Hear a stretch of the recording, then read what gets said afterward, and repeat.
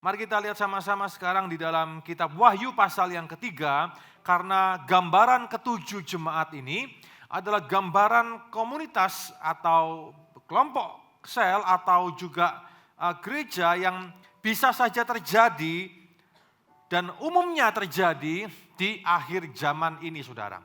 Ya, gambaran mengenai 7 gereja dan kita akan fokus kepada gereja di Wahyu pasal 3 yaitu gereja di Philadelphia.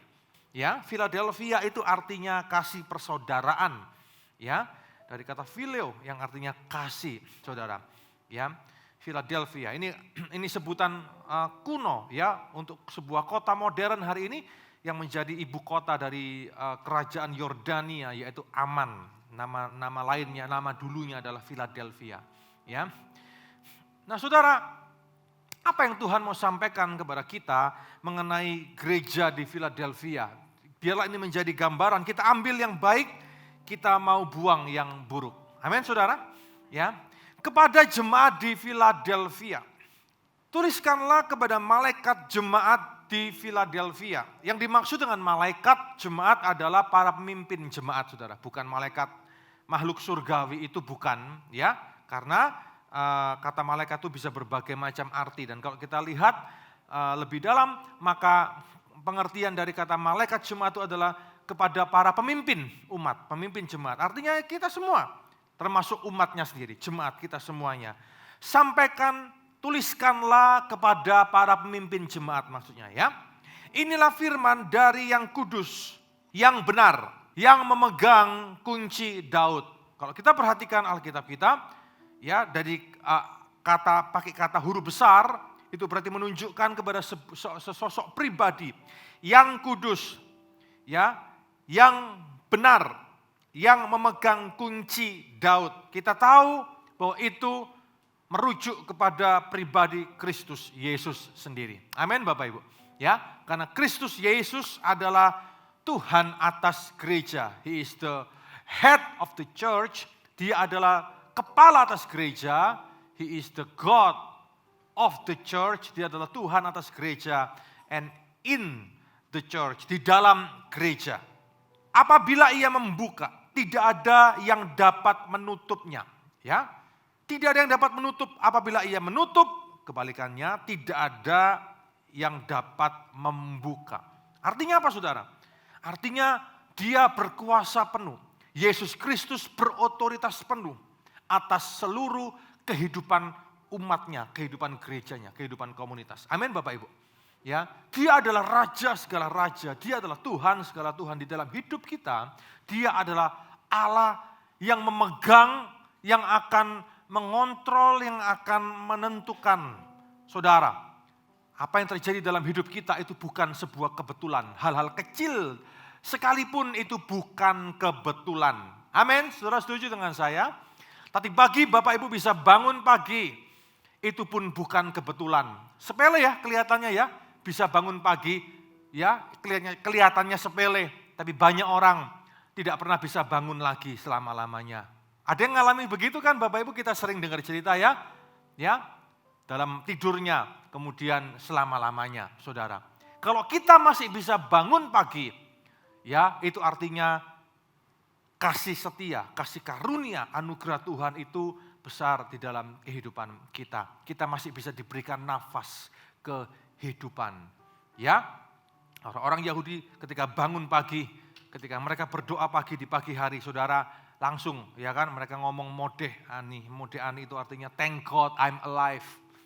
Ya, seurip ya saudara ya, bisa bangun tuh seurip saudara ya. Terima kasih Tuhan masih hidup ya. Terima kasih saudara. Kita perlu belajar dari itu. Ya, sekalipun mungkin malam kita tidur, mungkin kadang kita nyenyak tidur, kadang kita tidak nyenyak tidur saudara. Tapi ketika kita bisa bangun pagi, mari kita belajar katakan thank God I'm alive. Mari kita belajar bersyukur untuk hari yang baru, anugerah yang baru yang Tuhan ciptakan. Untuk yang telah Tuhan sediakan untuk kita semuanya. Amin Bapak Ibu. Ia berkuasa. Kalau ia membuka tidak ada yang menutup. Tidak ada yang bisa menutup. Apapun itu.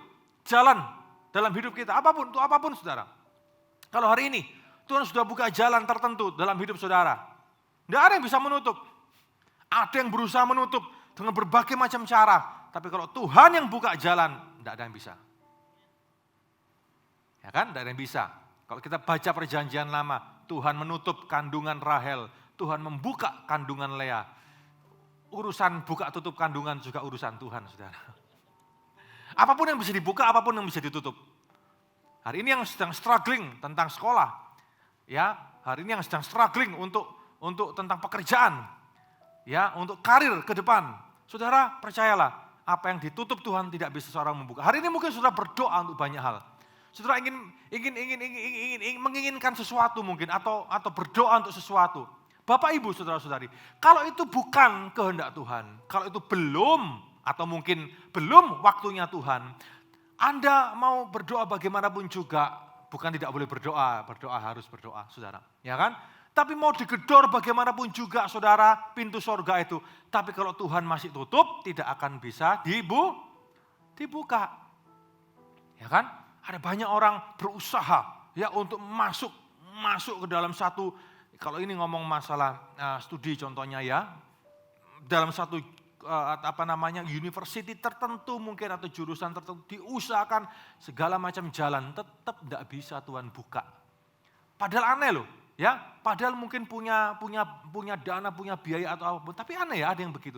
Tapi justru kalau ada orang tertentu saudara, yang mungkin source-nya terbatas, tapi kalau Tuhan sudah buka jalan, ya lenggang kangkung.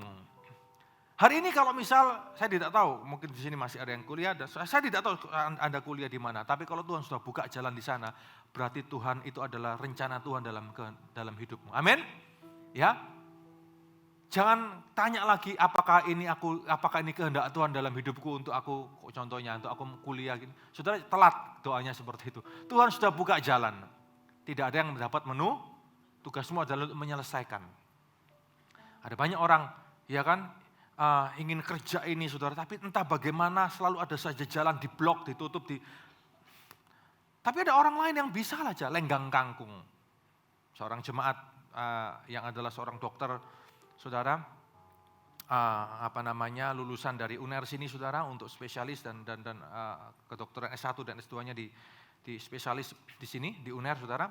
Banyak orang pengen masuk, tapi banyak halangan, rintangan macam-macam. Betul, saudara? Andai kata masuk pun ini sudah rahasia umum di mana-mana, ya. Itu biasanya selalu ratus juta hitungannya. Betul enggak? Ya kan? Kalau itu kedokteran. Tapi aneh ya, jemaat ini ya saudara ya. Aneh ya. Jalan begitu mudah terbuka buat dia, lenggang kangkung. Ya, 1 semester cuma bayar 3 juta hari itu saudara ya. Tapi tetap murah, bayangkan. Kedokteran apa 1 semester 3 juta itu? Aneh. Bahkan spesialisnya spesialis yang major, jurusannya major. Yang banyak peminat tapi banyak yang lain mencoba, ya kan? Nyoba, ngisinya sudah hampir M begitu, saudara yang mau ngisi, tapi tetap enggak bisa. Di sana kita bisa tahu bahwa Tuhan itu menentukan jalan hidup orang-orang benar ada di tangan Tuhan. Amin. Ya, entah dia tutup satu jalan, itu berarti memang Tuhan punya kehendak. Entah dia buka jalan yang lain, itu berarti adalah kehendak Tuhan. Kita harus belajar untuk mempercayai hal ini di dalam masa-masa kehidupan kita hari ini ke depan. Dalam segala hal, saudara. Dalam segala hal. Percayalah. Ya, apa yang Tuhan buka tidak ada seorang pun yang dapat menutupnya. Apa yang Tuhan tutup tidak ada seorang pun yang dapat membukanya. Termasuk jalur-jalur berkat. Hari ini Bapak Ibu mungkin bekerja, ya dalam pekerjaan ada kompetitor contohnya. Ya, saudara nggak usah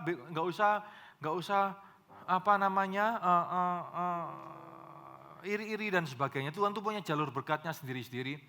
Berkat Tuhan tidak pernah salah pintu. Amin. Kalau Anda lihat kompetitor Anda diberkati, ya kan? Ya sudah ucap puji Tuhan apa? Engkau bekerja dengan lebih baik lagi. Pintu berkatmu ada yang lain, ya kan? Lain, berbeda, tidak bisa disamakan. Tidak bisa disamakan. Saudara, hari ini mungkin kau melihat bahwa beberapa orang Tuhan buka pintu untuk studi lanjut contohnya, tapi Anda belum. No, doesn't matter. Tuhan punya waktu untuk segala-galanya. Tuhan punya waktu. Tuhan tuh selalu indah dan tepat pada waktunya. Amin. Ya, selalu tepat dan indah pada waktunya. dalam hidup ini. Oleh karena itu kita perlu belajar untuk mempercayai Tuhan di dalam segala sesuatu dalam hidup kita. Belajar percaya. Bukan berarti lalu kita pasrah, ya, pasif begitu. Tidak, kita tetap melakukan yang menjadi bagian kita. Tapi di tengah itu kita perlu belajar juga untuk mempercayakan Tuhan segala sesuatu di dalam hidup ini. Ya, Bapak Ibu ya, belajar untuk mempercayakan segala sesuatu dalam hidup ini. Karena segala sesuatu itu ada timingnya. Ada waktunya. Sungguh ada waktunya, saudara. Ya, sungguh ada waktunya. Dan percaya saja, ya, sambil jalan terus nanti Tuhan akan tunjukkan pada waktunya. Dikatakan apa lagi? Nah, dia, Kristus yang tahu segala sesuatu, dia yang tahu, ya, membuka dan menutup pintu atau jalan, saudara, dikatakan di ayat yang selanjutnya, aku tahu segala pekerjaanmu, lihatlah, aku telah membuka pintu bagimu yang tidak dapat ditutup oleh seorang pun. Luar biasa, saudara. Ya. Tuhan berkata kepada jemaat, kepada para pemimpin jemaat di Philadelphia, lihatlah, aku telah membuka pintu, aku sudah membuka pintu yang tidak ada seorang pun yang dapat menutupnya. Ini penegasan sekali lagi loh dalam hidup ini. Ya, Tuhan itu betul-betul akan memastikan kita berjalan di dalam pusat kehendaknya dalam segala sesuatu, urusan yang penting maupun urusan remeh-temeh, teteh bengek gitu, saudara. Ya, Tuhan akan betul-betul mengatur itu. Ya, saya pun juga pernah mengalami dulu, ya kan? Waktu dulu sekitar berapa ya, 2011, 2010 begitu, lama sekali, ya, cari-cari rumah begitu ya. Ya, ini baik semuanya, kelihatannya oke semuanya, gagal ditutup jalan sama Tuhan. Lihat lagi di sini, di situ, ya kan, gagal ditutup lagi, ya, macam-macam cara Tuhan, saudara. Sampai kemudian, ya, berjalan selama 2 tahunan, sekitar 2 tahun, kemudian baru dapat yang, kalau sudah memang kehendak Tuhan, jalannya itu bisa dipercepat, jalannya bisa lebih lancar. Ya, kadang seperti itu, saudara. Ya, dalam banyak hal, saudara, dalam banyak hal. Dulu pengen kalau sudah langsung selesai S1 langsung lanjut S2 langsung, ya, pengennya kan begitu, saudara, ya kan? Wes cepat jalannya. Tapi rupanya jalan Tuhan tidak seperti itu. Saya harus tunggu 5 tahun dulu untuk masuk ke jenjang selanjutnya. Ada waktu. Ya, kalau buat manusia, wah ngapain buang-buang waktu, ya, dari S1 ke S2 ada jangka waktu 5 tahun, tapi tidak ternyata. Ya, ada waktu di mana Tuhan ingin supaya itu bukan waktu yang terbuang, tapi waktu untuk mulai menginspirasi orang lain, untuk mulai berbagi buat yang lain, ya, untuk mulai supaya yang lain juga ikut maju dan mulai sama-sama untuk maju ke depan. Saudara, selalu ada maksud Tuhan di balik semuanya. Kalau dia menutup, selalu ada maksud Tuhan. Amin, saudara. Kalau dia membuka, selalu juga ada maksud Tuhan. Ya, selalu ada maksud Tuhan di dalam segala sesuatu yang terjadi di dalam hidup kita. Tapi kita perlu untuk mengambil hikmah. Kita perlu untuk melihat segala sesuatu, mencernanya dengan hikmat Tuhan. Ya, segala event-event yang terjadi dalam hidup kita. Nah, jemaat di Philadelphia ini dibukakan pintu oleh Tuhan, dibukakan pintu. Yang tidak ada seorang pun yang dapat menutupnya lagi. Aku tahu bahwa kekuatanmu tidak seberapa, namun engkau menuruti firman-Ku dan engkau tidak menyangkal nama-Ku. Luar biasa. Gambaran Philadelphia ini adalah gambaran dari ketujuh gereja, itu adalah sebuah gambaran yang cukup ideal, saudara. Ya, sebuah gereja atau komunitas, ya, yang cukup ideal. Lihat di sini, saudara. Aku tahu bahwa kekuatanmu tidak seberapa. Kekuatannya tidak seberapa. Mereka bukan jemaat yang besar. Mereka bukan jemaat yang dalam jumlah yang wow, yang masif. Ya, jemaat yang ya, secara jumlah mungkin tidak besar, kekuatannya tidak seberapa. Kekuatannya apa? Macam-macam. Kekuatan finansial mungkin, ya kan, kekuatan ini dan itu dan semuanya. Enggak seberapa. Ya, bukan tidak punya akses mungkin untuk kepada penguasa, kepada ini, kepada itu, mungkin pengaruhnya juga tidak besar. Mungkin gereja Philadelphia adalah gereja yang mungkin ya tidak baru dirintis sih, tapi not so significant di dalam kekuatan materialnya mungkin saudara ya. Di dalam kekuatan itunya ya, yang duniawinya yang bisa dilihat oleh manusia. Tapi saudara, dikatakan apa? Namun engkau menuruti firman-Ku dan engkau tidak menyangkal nama-Ku. Wow.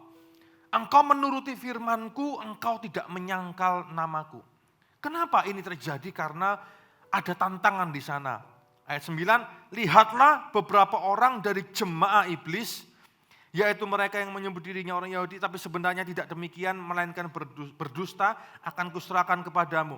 Sesungguhnya aku akan menyuruh mereka datang dan sujud di depan kakimu, dan mereka akan tahu bahwa aku mengasihi engkau. Maksudnya apa yang begini-begini saudara? Saudara, ada di dalam gereja ini, dalam komunitas ini ada tantangan di sana. Ada tantangan iman.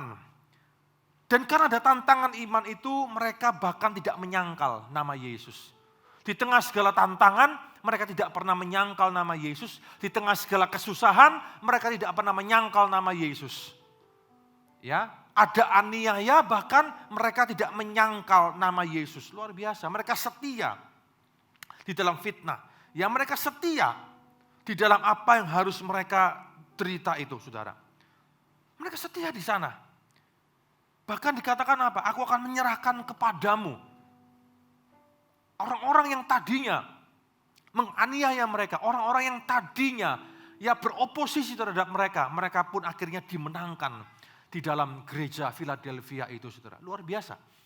Sebuah gambaran yang ideal bagaimana gereja harus berdiri hari ini juga di abad ke-21 ini di tengah dunia yang semakin seperti ini, saudara. Berapa banyak gereja, berapa banyak komunitas tidak lagi setia dengan apa yang benar. Tidak lagi setia memegang kebenaran firman Tuhan. Ada loh, banyak. Saya punya banyak teman di gereja-gereja lain. Saudara, ada banyak komplikasi yang terjadi di dalam kelompok-kelompok kecil yang ada di dalam banyak gereja. Di dalam CG maksud saya, ya kelompok kecil namanya bisa macam-macam saudara. Ya kelompok sel. Ada banyak komplikasi terjadi di sana sini. Ada banyak komunitas, kelompok-kelompok sel ya kan yang tidak lagi setia di dalam memegang kebenaran firman Tuhan. Tidak menuruti firman-Nya. Dengan cara apa saudara? Halus mungkin, ya, tapi penyimpangannya betul-betul luar biasa terjadi. Saya banyak dengar cerita dari teman-teman ini, ya, bagaimana kelompok-kelompok kecil yang ada juga struggling di sana, bahkan ada yang dibahas di dalam kelompok sel bukan lagi firman Tuhan, saudara. Hari ini kita enak masih ada CGSM untuk mengarahkan itu, ya. Tapi yang dibahas sudah buku-bukunya New Age Movement, pengajaran New Age Movement, ya kan?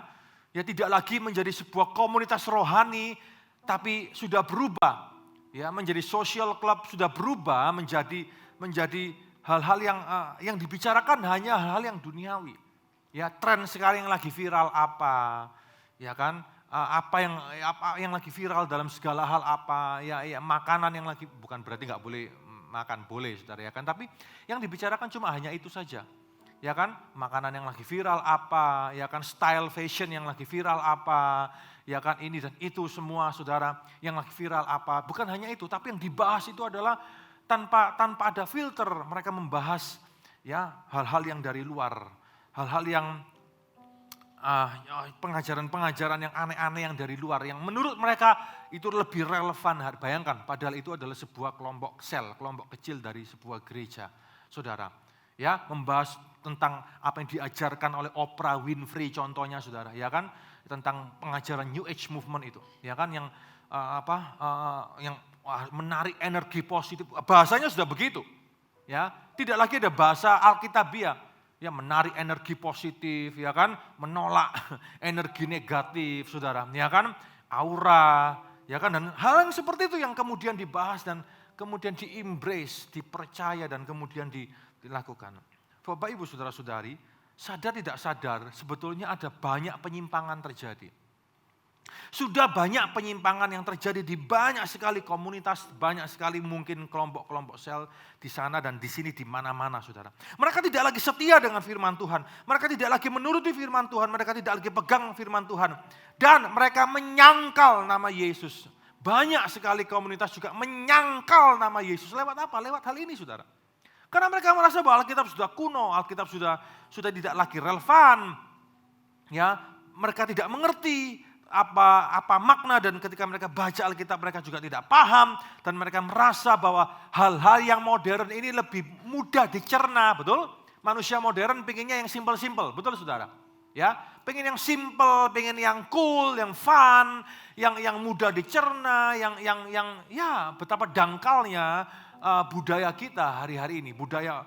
Saudara, kekristenan itu makin lama makin dangkal, bukan makin dalam, ya kan? Saya merasakan itu dalam banyak sekali, ya.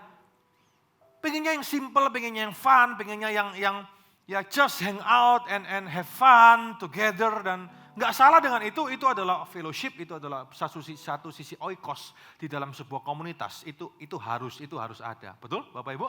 Ya, Bapak Ibu bisa makan di mana sama-sama, pergi ke sini. Ya, saya sarankan bukan cuma makan sama-sama di sana sini, tapi belajar mendoakan orang, pergi ke rumah sakit, belajar mendoakan orang. Setelah itu baru makan. Ya, kita mau lakukan itu nanti tahun depan ya. Belajar, ya saudara. Tapi bukan hanya itu saja, bukan hanya aktivitas-aktivitas bersama yang hanya have fun. Itu tidak akan menambahkan apa-apa terhadap kedalaman akar iman kita. Sudah banyak komunitas yang tidak setia dengan firman Tuhan lagi. Nah, hanya senangnya hal-hal yang seperti itu. Hanya, bukan tidak boleh ya, hanya seperti itu. Oleh karena itu kenapa iman kita tidak bertumbuh? Kita merasa bahwa kita makin jauh dari Tuhan. Kita merasa semakin tidak memahami Dia. Kita merasa semakin sulit memahami Alkitab, firman Tuhan. Kita semakin sulit untuk hidup di dalam kebenaran. Mengapa saudara? Karena akar kita tidak pernah terbangun. Jemaat di Philadelphia ini mendapat pengakuan dari mulut Yesus Kristus sendiri. Ya, bahwa ketika mereka pun tidak seberapa kekuatan mereka, tapi mereka tidak pernah menyangkal nama Yesus. Mereka hidup menuruti firman Tuhan. Ini adalah sebuah contoh yang harus kita pegang, harus kita lakukan di dalam komunitas kita dong. Sekalipun mungkin kita tidak seberapa, tapi kita harus jadi komunitas yang kuat di dalam firman. Ya, kita harus menjadi komunitas yang setia dengan nama Yesus. Bapak Ibu Saudara-saudari, jangan kita kehilangan orientasi di dalam connect group kita, di dalam komunitas kita hari ini, apapun bentuknya. Jangan kehilangan orientasi. Jangan kehilangan arah, kompasnya rusak. No. Kita ada bukan cuma untuk kumpul-kumpul. CG itu ada bukan hanya untuk social club. Kalau social club ya nggak usah CG, arisan aja saudara. Itu social club, betul? CG bukan untuk itu. CG juga bukan untuk makan-makan. Sekalipun ada makan-makan, ya kan? Dalam komunitas CG bukan hanya untuk kita datang dan kita membutuhkan penghiburan, dan bukan hanya itu, sekalipun ada penghiburan di sana, ada teman-teman, saudara-saudara seiman yang menguatkan dan sebagainya, ya. Tapi kita ada di sana, tidak boleh kehilangan orientasinya. Jangan menyangkal nama Yesus dan hidup menuruti firman Tuhan. Amin. Harus ada perubahan hidup di sana, changing life. Harus ada perubahan hidup menjadi lebih baik lagi. 5 tahun, 10 tahun ikut CG, tapi masih belum bisa berhenti merokok. Something wrong with you. Something wrong. Sesuatu ada yang salah. Semakin kita ikut CG, semakin kita berubah. Hati kita harus semakin lembut, semakin terbuka. Masuk, tidak bisa berdoa. Ya, selama ikut CG, jago berdoa. Amin saudara? Ya, bisa berdoa, ternyata bisa. Ya kan? Ternyata bisa belajar melayani Tuhan, belajar melayani sesama di dalam komunitas itu. Itu yang terjadi dengan jemaat di Philadelphia. Mereka mendapat pengakuan daripada Tuhan. Ya, Mereka mendapat pengakuan yang luar biasa. Mereka tidak pernah menyangkal nama Yesus. Ayat 10, karena engkau memelihara firman-Ku dengan tabah. Ya, saudara, lihat, aku pun akan memelihara engkau dari waktu pencobaan yang akan datang atas seluruh dunia untuk mencobai mereka yang tinggal di bumi. Apa yang mereka sedang hadapi? Mereka sedang menghadapi aniaya iman. Mereka sedang dan akan dinubuatkan di dalam waktumu ini. Akan ada aniaya iman di sana. Tapi dikatakan apa? Karena engkau memelihara firman-Ku dengan tabah, aku akan memelihara engkau. Tuhan akan memelihara hidup orang-orang yang sungguh-sungguh memelihara firman Tuhan dengan ketabahan hati. Sekalipun situasinya sulit. Amin Bapak Ibu. Kita mungkin hidup dalam situasi suasana yang sulit. Kita mungkin hidup dalam situasi yang tidak mudah. Ya, banyak orang berkata, situasi belum normal seperti dulu sebelum Covid. Ya, situasi perdagangan, situasi ekonomi, saudara, belum senormal dulu. Tidak, ini abnormal situasinya. Ya kan? Naik turun dan tidak wajar. Ya, market berubah, psikologi market berubah, orang-orang berubah, semuanya berubah. Ya kan? Seakan-akan kita tidak tahu, tidak bisa ditebak lagi. Ya, kalau kita ngomong itu, saudara, arahnya market ini bagaimana? Ya, arahnya pasar ini bagaimana? Sesuatu yang yang anomali, ya, tidak bisa ditebak, unpredictable. Situasi seperti itu, saudara, yang unpredictable ke depan ini. Di depan mereka ada sesuatu yang unpredictable. Ada sebuah situasi sulit yang unpredictable. Dan mereka sebetulnya sudah mengalami itu, sudah mengalami masa-masa seperti itu. Tapi Alkitab berkata, karena engkau memelihara firman-Ku dengan tabah, aku akan memelihara engkau. Amin, saudara, Bapak Ibu. Ya, tahukah saudara kalau kita betul-betul memelihara firman Tuhan dengan tabah, maka hidup kita itu ada dalam pemeliharaan Tuhan. Pemeliharaan Tuhan itu ada atas hidup setiap orang yang percaya, yang sungguh-sungguh pegang firman Tuhan dengan tabah. Dengan tabah ini artinya apa? Saudara akan diberhadapkan pada sebuah keputusan, mau ambil keputusan yang mana?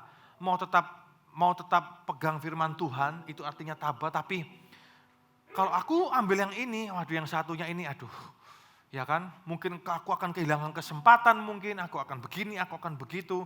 Saudara, tidak mudah memang memelihara firman dengan tabah dalam hati. Tidak mudah. Saudara akan merasa dirugikan. Saudara akan merasa bahwa saudara akan kehilangan sesuatu yang menguntungkan. Saudara akan merasa bahwa saudara akan menjadi orang yang mungkin paling bodoh. Kesempatan seperti ini kok nggak diambil. Tapi kalau engkau terus memelihara firman Tuhan dengan tabah, ketika aku menghadapi masa-masa yang unpredictable ini, yang naik turun anomali ini, dan kau tidak tahu bahkan melihat ke depan ini apa dan bagaimana, Bapak Ibu Saudara-saudari, Tuhan berjanji bahwa Dia akan terus memelihara pada waktu pencobaan itu terjadi. Dia akan terus memelihara kehidupan saudara dan saya. Amin. Ya, Dia akan terus memelihara. Memelihara itu artinya dipegang, dipelihara, dipastikan aman, ya, dan tidak akan jatuh tergeletak. Itu artinya dipelihara, Bapak Ibu Saudara. Ya, dikurung, dipelihara. Ya, dipelihara dalam kebaikan, dalam kasih karunia, dalam kasih setianya, dalam anugerahnya. Dan kau akan dipastikan berjalan terus maju di dalam keamanan itu. Aku akan datang segera, aku datang segera, aku datang segera. Peganglah terus apa yang ada padamu, supaya tidak seorang pun mengambil mahkotamu. Saudara, aku datang segera. Firman Tuhan berkata, aku datang segera. Ini janji, dan janji ini diucapkan dari mulut Yesus sendiri. Dan gereja juga mengatakannya, Maranatha. Yesus segera datang. Dia akan datang kembali yang kedua kali. Ngomong datang kedua kali, tahun 90 itu sudah banyak kegerakan akhir zaman. Betul saudara, kalau dulu Anda masih ingat Bapak Ibu yang tahun 90 sudah pernah ngalami itu. Ya kan, aku akan datang kembali, I'm coming quickly. Pesan-pesan firman-Nya selalu tentang akhir zaman, betul? ada seminar akhir zaman, ya dan ini dan itu dan macam-macam yang lain saudara. Stiker-stiker di mobil itu, ya kan, I'm coming quickly, tahun 90, sekarang sudah berapa tahun? 40 tahun. Ya, 40 tahun belum, saudara? Ya, hampir 30-40 lah ya. 30 jalan ke 40, saudara. Jalannya banyak. Mana? Yesus belum datang kok. Lalu apakah yang khotbah di tahun 90 itu bohongi semuanya itu? 30 tahun kemudian, hari ini kita hidup. Yesus belum datang. Belum datang. Ya, tidak ada apa-apa, tidak ada tanda apa-apa. Saudara, malah kita banyak melihat tanda-tanda. Tanda-tandanya kita lihat. Tapi bukankah tanda-tanda itu juga dari dulu sudah ada? Ada kabar perang-perang dari dulu juga sudah ada. Kelaparan-kelaparan dulu juga sudah ada. Penyakit pandemi yang digambarkan di Alkitab itu juga sudah ada, bukan cuma pandemi hari ini, betul? Kalau kita belajar sejarah pandemi itu sudah sering terjadi pandemi di dunia dari dulu, saudara. Sudah pernah terjadi beberapa kali, pandeminya selalu terjadi. Penyakit-penyakit baru muncul, itu bukan kabar baru, dari dulu sudah ada. Saudara, hari ini kita tahan flu, ya kan? Karena ilmu kedokteran sudah canggih. Dulu flu itu bisa bunuh 50 juta orang hanya karena flu. Saudara, mana Yesus itu? Mana dia datang kembali? Mana dia datang kembali? Tapi dia berjanji, aku datang kembali. Karena kamu tahu aku pasti datang kembali, kamu harus pegang. Kamu harus pegang firmanku. Kamu harus memelihara firmanku dengan tabah. Karena aku datang kembali. Katanya dia datang seperti pencuri di waktu malam. Ya, datang tak diundang kan pencuri, saudara ya? Ada yang undang pencuri malam ini, saudara? Enggak ada kan? Datang tak diundang, pulang tak diantar juga kayak Jalangkung kan, saudara ya? Enggak pulang, dia enggak diantar. Dia datang sendiri. Mana? Enggak ada apa-apa, biasa saja. Ya, hari juga berganti, rutin aja tiap hari seperti ini. Bukankah kitab 2 Petrus sudah ngomong seperti itu? Banyak orang berkata, mana mengejek, mana datangnya hari Tuhan. Bukankah hari juga sudah berganti normal, hidup kita juga berjalan, mana? Enggak ada. Mana? Orang sering lupa, saudara. Orang sering lupa dengan itu. Tapi dia pasti datang kembali, itu janjinya. Itu janjinya, dia pasti datang kembali. Kita harus prepare loh. Kita harus prepare. Tiba-tiba kalau dia datang kembali, kalau kita unprepared, saudara, kita harus hati-hati. Peganglah terus, karena aku akan datang kembali, maka peganglah terus apa yang ada padamu. Supaya tidak seorang pun mengambil, apa saudara? Mahkota keselamatan. Oke, pegang apa yang ada padamu. Hari itu ada aniaya, hari itu ada tantangan iman yang hebat yang terjadi di jemaat di Philadelphia. Dan Tuhan berfirman kepada para pemimpin jemaat untuk mengingatkan kepada umat bahwa mereka harus memegang iman mereka. Supaya tidak seorang pun mengambil mahkota iman mereka. Ya, sampai detik yang terakhir karena dia pasti datang kembali. Memegang firman itu harus dengan tabah. Harus dengan tabah. Sekalipun mungkin saudara tidak ada alasan untuk percaya lagi dengan firman Tuhan. Tapi kau harus memegang itu di dalam ketabahan. Amin. Ketabahan itu artinya kadang-kadang begitu saudara. Enggak ada alasan untuk percaya lagi dengan firman ini.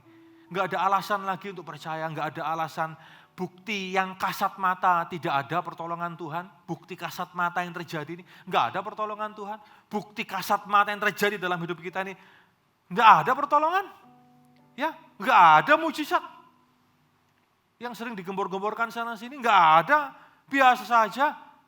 Ya, dan saudara mungkin merasa mana? Ya, kesusahanku enggak ada yang tolong, yang susah tetap susah.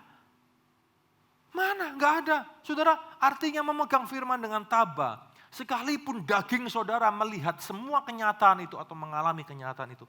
Kalau kau pegang firman Tuhan dengan tabah, percaya sekalipun tidak ada alasan lagi untuk percaya. Pegang di dalam hati dengan tabah.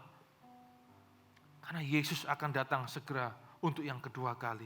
Supaya tidak ada seorang pun yang dapat mengambil mahkota kita. Hari itu orang-orang yang tidak tabah kehilangan mahkota mereka. Mahkota apa? Ini simbol. Bahasa simbol. Ya, mereka kehilangan iman mereka, mahkota iman mereka, mahkota keselamatan mereka. Mereka kehilangan karena mereka tidak tabah dengan situasi yang terjadi. Hari itu situasi sulit, mereka tergencet oleh situasi, saudara. Akhirnya mereka mengorbankan iman mereka. Akhirnya mereka menyerah dengan keadaan. Mereka menyerah dengan semuanya. Dan mereka akhirnya kembali kepada yang lama. Ya, mereka kembali kepada praktek hidup yang lama, mereka kembali kepada kepercayaan yang lama yang tidak berdasar itu, dan mereka melepas Yesus, mereka menjual iman keselamatan mereka. Tidak mudah untuk hidup dalam jemaat sebagai jemaat di Philadelphia. Karena pengakuannya Tuhan hebat, tapi tantangan mereka juga hebat di dalam hidup ini. Bapak, Ibu, saudara-saudari, tantangan yang sama juga terjadi dalam hidup kita. Ya, tantangan yang sama juga terjadi untuk hidup kita hari ini.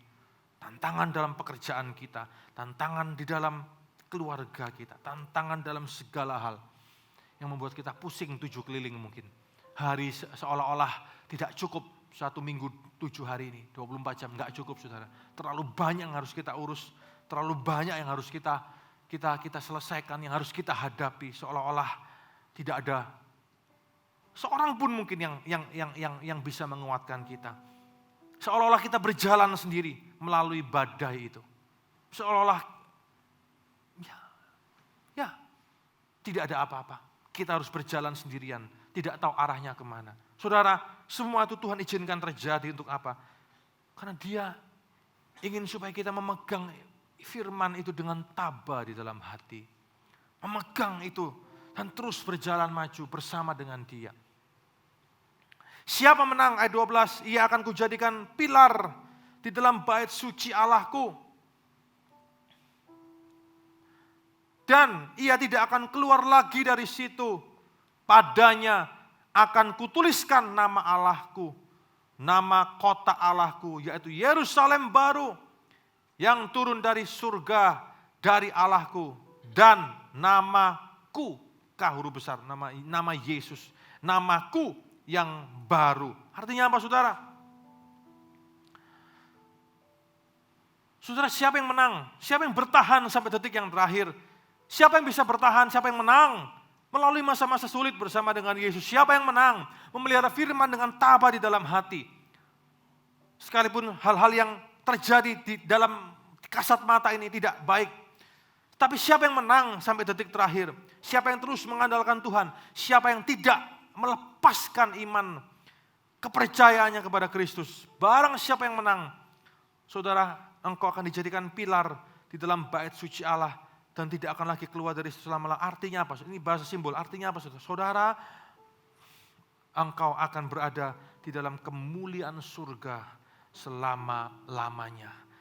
Engkau akan bersama-sama dengan Yesus selama-lamanya. Akan dituliskan nama Allah di dalam hidupmu. Namaku yang baru, kata Yesus. Engkau akan dijadikan pilar dalam bait suci. Saudara, ini semua bahasa simbol yang artinya barang siapa yang setia sampai akhirnya, saudara akan berada di dalam kemuliaan surga bersama dengan Yesus. Ada waktunya nanti semua yang kita hadapi di dunia ini akan berhenti. Semua kesulitan yang kita hadapi itu hanya ada di dunia. Itu ada expired date-nya. Ada waktunya nanti semuanya akan selesai. Dan kalau itu semua selesai, imanmu lah yang akan menentukan segala-galanya. Barang siapa yang setia sampai detik yang terakhir, dia akan bersama-sama dengan Yesus selama-lamanya di surga yang mulia. Amin, saudara. Ini adalah gambaran tentang gereja Philadelphia. Poor yet rich. Kelihatannya tidak seberapa, tapi mereka kaya di dalam kebajikan. Mereka kaya di dalam iman dan mereka diuji. Iman mereka diuji. Gambaran ketujuh gereja adalah gambaran bagaimana iman umat Tuhan harus diuji di akhir zaman ini. Dan hari ini pesan firman Tuhan untuk kita semua juga sama. Semua kita sedang diuji. Mari kita lulus bersama-sama. Mari kita suatu saat mendengar kamu telah menang. Dan kita akan bersama-sama di bait suci Allah. Di surga yang mulia selama-lamanya. Amin Bapak Ibu. Ya, kita tidak pernah tahu kapan waktunya loh. Ya, kita tidak pernah tahu. Apakah kita bangun, kita tidur malam, kita akan bangun lagi. Pagi harinya kita tidak pernah tahu. Tidak pernah tahu. Oleh karena itu, buatlah setiap hari itu betul-betul make each day count. Ya, buatlah setiap hari itu betul-betul adalah hari, seolah-olah itu hari yang terakhir kita hidup. Seolah-olah itu hari yang terakhir. Mari kita sungguh-sungguh, semakin sungguh-sungguh memegang firman Tuhan di dalam hati kita. Melalui masa-masa yang unpredictable ini bersama dengan Tuhan. Amin saudara.